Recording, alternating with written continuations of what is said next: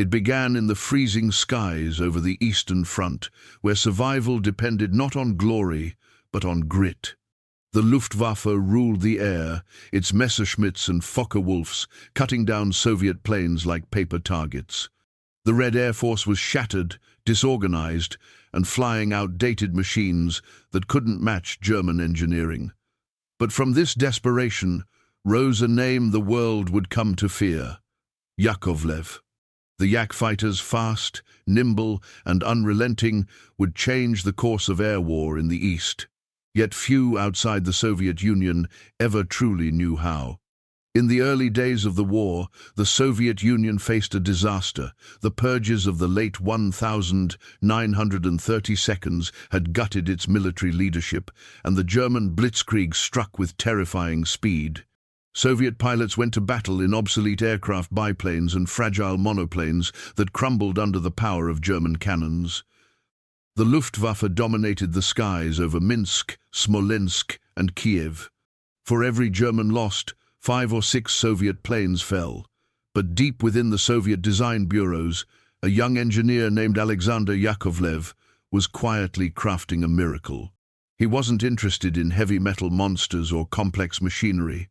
He believed in simplicity planes that were easy to build, easy to fly, and could survive the worst conditions of war. The result was the Yak-1, a fighter unlike anything the Red Air Force had flown before.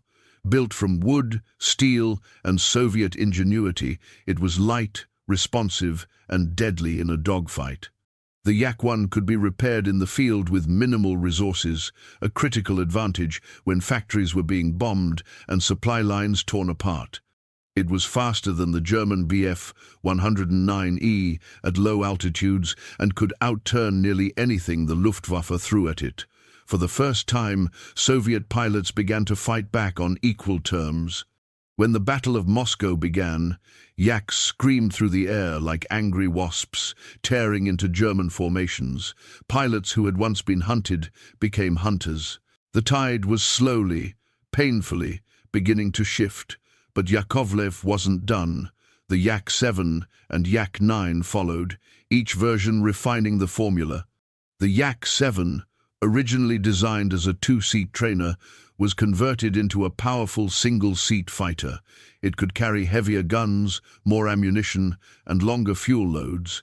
The Yak-9 pushed even further. It became the most produced Soviet fighter of the entire war. It came in dozens of variants: long-range escort, ground attacker, tank buster. The Yak 9 tons even mounted a 37mm cannon capable of shredding bombers and tanks alike. One hit could tear through an engine block or blow the wing off a German bomber. Soviet pilots, once the underdogs, now had a weapon built for the brutal demands of their front. Still, the masterpiece was yet to come. In 1944, the Yak-3 took to the skies. Smaller, lighter, and faster than any of its predecessors, it was built for low-altitude dogfighting, the kind of close, vicious combat that defined the Eastern Front. The Yak-3 was so maneuverable that it could turn inside a Messerschmitt's radius and outclimb a Focke-Wulf before the German pilot even realized he was in trouble. Luftwaffe intelligence issued a warning: avoid combat with Yak 3 seconds below 5,000 meters. That line alone spoke volumes. Even German veterans, who had once toyed with Soviet aircraft, now found themselves outmatched by a new breed of fighter. The French pilots of the Normandy-Niemen squadron, who fought alongside the Soviets, were among the first Westerners to experience the Yak-3. They called it a Spitfire with the punch of a hammer. They marveled at how effortlessly it handled, how it could twist and dive through the chaos of combat. In the Yak, they said, you don't fly, you dance. Many of these pilots would later say they preferred the Yak over any Western fighter they'd flown, including the Spitfire and Mustang. It was a revelation, the product of desperate necessity, transformed into elegance. But what made the Yak series truly special wasn't just performance, it was philosophy. Yakovlev designed fighters for war, not for show. They were simple to maintain, quick to produce, and perfect for the harsh conditions of the Soviet front. When factories were bombed, production moved east, out of reach of German bombers, and the Yak line continued uninterrupted. By 1945, Soviet factories had produced over 37,000 Yak fighters. They became the backbone of the Red Air Force, flying every mission imaginable: air defense, escort, ground attack, and interception. They helped reclaim the skies from the Luftwaffe, one dogfight at a time. The Yaks fought in every major battle on the Eastern Front: Stalingrad, Kursk, Leningrad, and Berlin. In the air over Stalingrad, Yak 1 Second clashed with BF 109 seconds in swirling, smoke-filled duels. In the vast tank battles of Kursk, Yak 9Ts strafed German armor and bombed supply convoys, crippling Hitler's advance. By the time the Red Army reached Berlin, Soviet pilots flew with confidence. They knew the Yak could take anything the Germans could throw at them. For them, it wasn't just a plane, it was survival, pride, and vengeance for every friend lost. One of those pilots was Lydia Litviak, the White Rose of Stalingrad. Flying a Yak-1, she became the world's first female fighter ace. She downed 12 confirmed enemy aircraft before vanishing in combat in 1943. To her comrades, she was more than a legend. She was proof that courage had no gender. Her Yak became a symbol of defiance, the spirit of a nation that refused to yield. When the war ended, the world celebrated its heroes: the Mustang, the Spitfire, the Corsair. But behind the Iron Curtain, the Yak fighters faded into obscurity. The Soviets didn't boast. They didn't share performance charts or production secrets. The West knew little of what these machines had achieved. Yakovlev's designs and continued to evolve into the jet age, but the piston-engine fighters that had defended the motherland were quietly retired, replaced, and forgotten. Yet their legacy didn't die. The lessons learned from the Yak program shaped generations of Soviet and Russian aircraft that followed.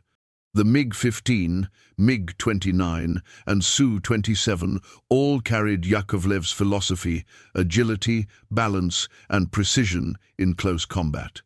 Even today, modern Russian fighters bear the genetic fingerprint of the Yak, built for speed, maneuverability, and decisive strikes at short range. Decades later, restored Yaks still fly in museums and air shows. When one of them starts its engine, the sound echoes across time, the deep, throaty growl of survival. Those who hear it say, it's more than an aircraft, it's a voice from the past. The spirit of the pilots who fought against impossible odds lives on in every vibration of the propeller. These were not luxury machines.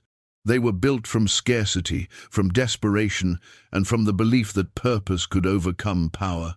The Yak fighters weren't glamorous, and they weren't perfect, but they were real. They represented everything the Soviet war machine stood for: resilience, sacrifice, and the relentless drive to endure. They proved that victory doesn't always come from the biggest gun or the fastest engine. Sometimes it comes from the heart, from those who build and fly with everything they have left to give. So, was the Yak truly a secret weapon? Maybe not in the conventional sense, but in spirit, it was far more than that. It was a weapon of will, a symbol of a nation's determination to survive and triumph when defeat seemed inevitable. Every time a Yak took off, it carried not just bullets and bombs, but hope. And for the men and women who flew them, that was enough. Even now, when you see a Yak fighter slicing through the sky, remember that you're looking at more than a machine. You're looking at the legacy of courage built from wood, steel, and faith. A legacy that whispered through the frozen air of 1942 and changed the fate of a war. The Yak was more than just an airplane. It was Russia's secret weapon, and its story deserves to be remembered.